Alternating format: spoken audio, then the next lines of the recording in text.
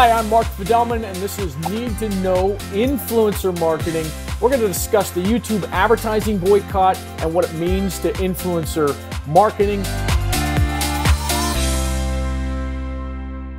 Today, joining me is Gil Eyal, CEO of Hyper. Gil, how are you? I'm good. Thanks for having me. All right, we have three very cool topics today to talk about: the YouTube boycott, FTC issues, and warnings to Instagram celebrities and growing, or some people say maybe it's not, maybe it is. So let's just jump right into YouTube ad boycott. So a big company YouTube because their ads are being shown in front of controversial videos. And to me, I mean, I don't know how, YouTube can police all of this. I mean, the record numbers of videos being uploaded every second just seems astronomical. And it just seems to me like it's an overreaction from the brands to kind of pull their ads because 0.00001% of them might be shown in front of an ISIS video, which could be eliminated just by somebody complaining about it. What are your thoughts? Yeah, I agree with you. I mean, I think the sign was on the wall. Anybody who has kids knows that they watch kids' videos. They watch Peppa Pig, and suddenly a video will pop up that has the name Peppa Pig, but content you don't want your kids to watch. So obviously, the same thing's happening to advertisers. But it's not happening only on YouTube. Think about any programmatic network that's not using. You don't really know where your ads are being displayed. And probably a lot of times your ads are being shown next to content you're not really crazy about. YouTube advertising is still a really small chunk of Google's revenue stream in general, alpha chunk. But if any company can build a technological solution that would resolve this, it's Google. I think that's what's going to happen, and I think it's a temporary problem for them. Yeah, I think it's temporary as well. I think the brands will start to realize, hey, their competitors are beating them on YouTube, and they're pre-rolling ads in front of, their old videos maybe, unless they've pulled them all off. So they're going to be very careful how long they boycott this. Now, Google, I think, has been given, notice that they got to do a better job policing it, but I never see them able to police the whole thing. I just think consumers have to wise up and recognize what's really going on here, which is, some of these big companies like AT&T and Johnson & Johnson, they don't want to advertise on ISIS videos, but the algorithm is placing them there. So let's go on to the next one. FTC issues warning to Instagram celebrities. I don't know why they're picking on Instagram celebrities in general. They must see a massive problem there. I've seen it, where they've hidden the hashtag ad. I've seen all that.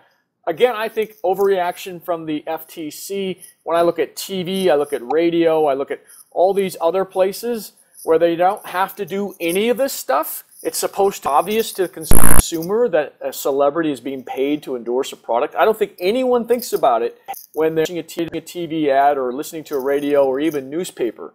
So I call BS on the FTC and how strict they are with social influencers. But the law is the law, right, Gil? The law is the law, but I agree with you. I think targeting the 90 biggest influencers, the ones that everybody knows, that if a product appears on their page, it's probably promoted. Come on, Kim Kardashian is not recommending a product because she happened to bump into it and thinks it's nice.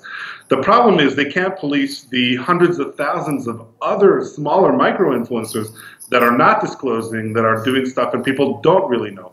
So it's just like targeting the biggest players that you're looking at and looking at where the light is, but this whole confusing advertising activity is happening almost exclusively with smaller influencers that as the FTC you just can't track. So it's a lost cause. I think the FTC is making some noise. It's the first time they've shifted away from the brands into threatening the influencers.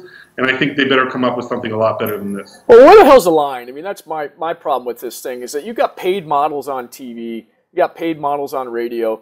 They're not disclosing that they're being paid. Well, so why should influencers be any different? I mean, if you're going to have a rule, then it should apply to every medium. So BS FTC, I think they're overreacting, and I don't know why they're picking on Instagram in particular. I'd go to YouTube and I'd go to blogs before I'd go to Instagram, but it is what it is. So let's go to the next one. Twitter is growing, sort of.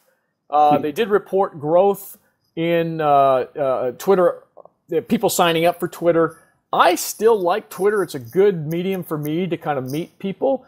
I recognize it's not the best place to do influencer marketing. It really isn't. Yeah. And the ads aren't as effective as they are on Facebook.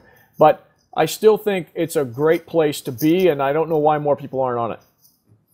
I think it's an image problem, not a user acquisition problem. They have a great tool, especially for specific use cases. If you want to follow a specific subject, you want to follow news, Twitter is a great way to get the news early and quick and in bite size.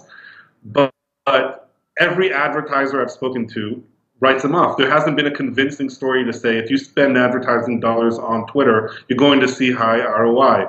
And I don't even see them trying to tell that story right now because I'm guessing they don't have evidence to support it. Until they do, user growth a few percentages here or there, that's good news. That's really not going to change the bottom line. And they're at risk of falling into this world of like the Digs and the Reddits. We have a ton of users, but you can't monetize them. Yeah, I mean, great points all the way around. Twitter's got to figure out what they're trying to be, who they are when they grow up. They've got video. They're incorporating all these other things into it. They're going beyond the 140 characters by allowing you to put a link in there that doesn't count against the 140 characters. I think all of these things are positive, but they still have to figure out who they are and what they're going to be when they grow up. So, Gil, with that, thank you so much for joining me this week in Need to Know Marketing, especially in influencer marketing. If those of you that don't know, Gil is CEO of hyperbrands.com. Hyperbrands, we endorse them. They're a sponsor of ours. The best place to find influencers across all channels. So we know there's places you can go find Instagram influencers, YouTube influencers, but if you're looking across all channels, there's no better place. Thanks, Gil. Thanks for having me.